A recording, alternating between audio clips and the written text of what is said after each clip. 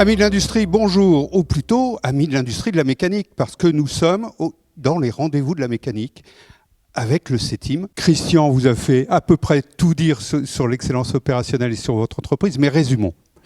Donc, votre métier.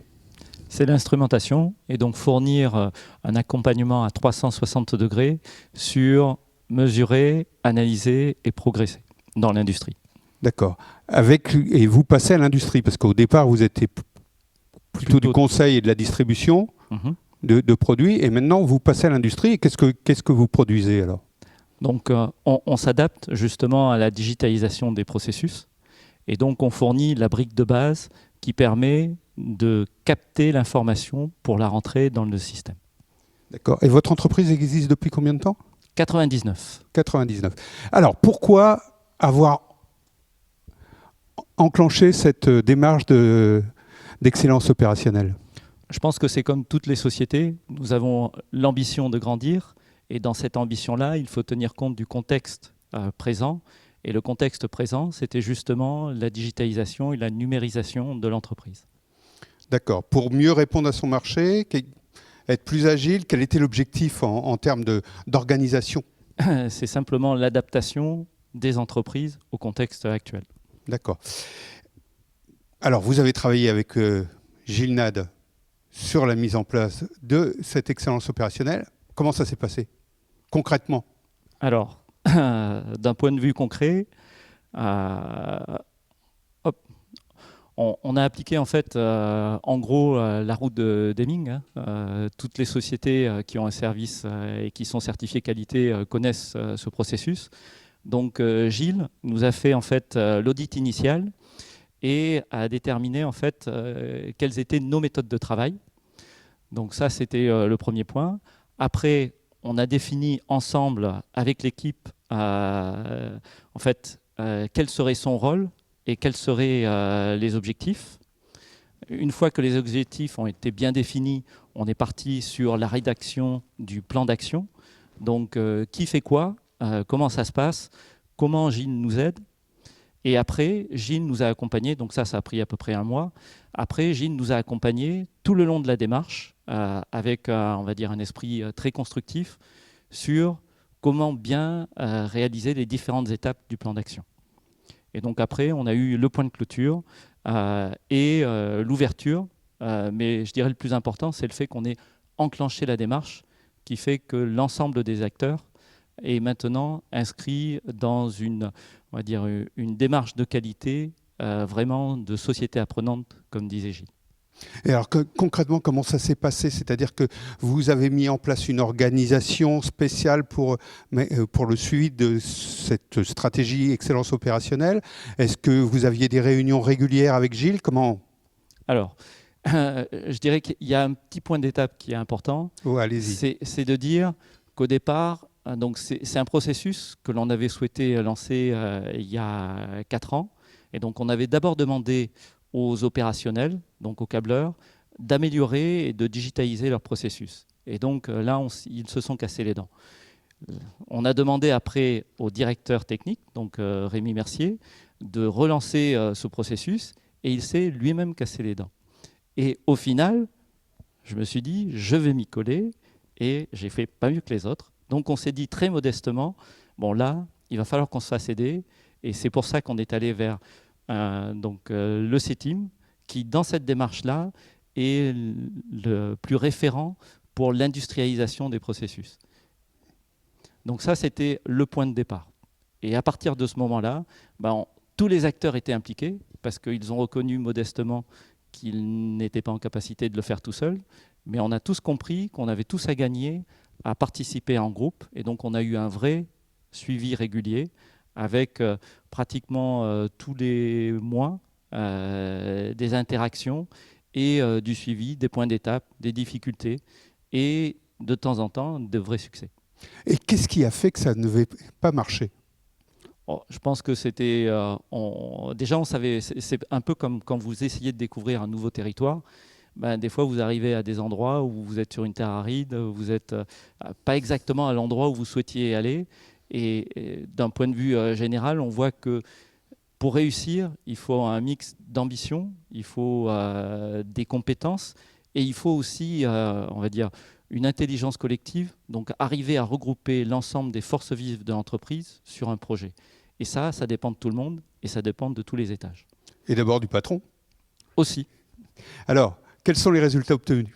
Donc, je pense que le plus beau résultat, c'est le fait que l'on ait réussi à mettre en place, on va dire, une dynamique de l'amélioration continue à l'intérieur de l'entreprise. Ça, c'est un résultat majeur. Et comme je le disais tout à l'heure, les entreprises doivent se digitaliser, doivent évoluer. Ce n'est pas toujours facile. Et le fait qu'on ait réussi avec on va dire, des câbleurs à les monter en compétences pour qu'ils deviennent les rois du mulot, ça, c'est un vrai succès. Oui, parce que le premier changement, c'était ça. Tout à les fait. faire passer du câblage à l'informatique. Exactement. À la gestion de process. Et on va dire, tout le monde dit qu'il faut faire avec les personnes d'aujourd'hui l'entreprise de demain. L'entreprise de demain est une entreprise digitale. Donc, il faut monter l'ensemble du référentiel et des personnels à cet outil. Et alors, quels ont été les facteurs clés de réussite? Vous avez commencé à le dire, hein, avec la présence de Gilles. C'est... je veux dire, ce qui nous a marqué, m'a marqué moi personnellement, c'est la capacité de Gilles à s'adapter à son public. Comme vous l'avez vu dans cette présentation, ça peut être plus ou moins complexe. Je peux vous dire que quand il a parlé avec l'ensemble des équipes câbleurs, il était exactement dans leur langage à eux. Et du coup, il y a eu une très forte adhésion des personnes parce qu'ils se disaient, lui, il nous comprend. Donc c'est la qualité du consultant qui prime. Tout à fait. Mais pas seulement. Pas seulement, mais la méthode aussi. C'est-à-dire que ce qu'il nous a proposé, ce sont des choses qui étaient adaptées à notre cas de figure. On partait de pas grand-chose en termes de digitalisation.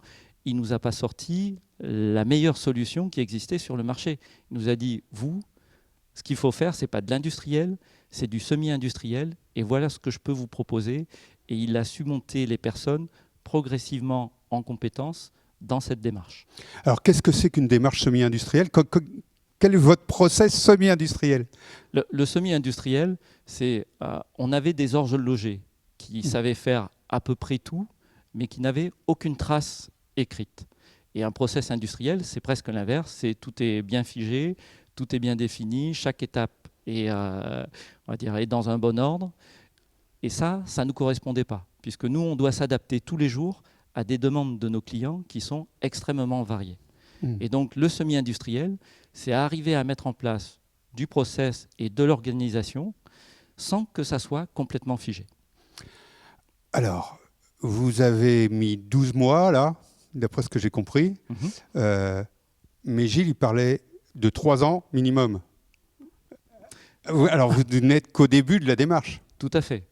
Quelle va être la suite? La suite, ça va être l'amélioration continue de la gestion de production, mais aussi le transfert, on va dire, de cette démarche-là à d'autres services de l'entreprise qui sont, par exemple, le service conception électronique, où on va essayer de faire pareil, puisqu'on a les mêmes enjeux, on a exactement les mêmes types de demandes, c'est-à-dire pouvoir adapter on va dire, du standard et le rendre spécial. Et pour ça, c'est la même démarche. Ok.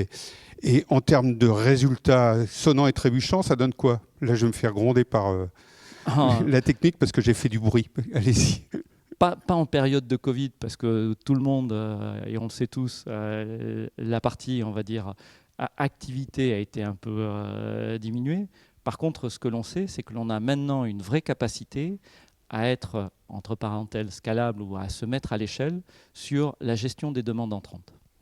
C'est-à-dire qu'on peut, et c'est ce qu'indiquait Gilles tout à l'heure, on a la capacité de prévoir et de voir avec la même force humaine de produire 20-30% de plus que ce que l'on pouvait faire avant sans organisation. Ah oui, quand même. Et quels sont les autres bilans que vous tirez? Quels sont les avantages que vous avez tirés de la démarche? Je pense que le plus gros avantage, c'est d'avoir pu montrer que tous les maillons de l'entreprise étaient digitalisables et donc d'avoir su les faire adhérer et quelque part d'avoir aussi valorisé ces personnes dans la valeur ajoutée qu'ils fournissaient à l'entreprise. Alors maintenant, votre entreprise est agile, frugale et auto-organisée? Je pense que c'est un Pas combat de encore. tous les jours. Mais pas loin. Pas loin, mais au moins, on a lancé la roue. Bon, et si vous aviez à le refaire, Ah ben, on continue. vous continueriez. Ouais. Et vous continuez déjà.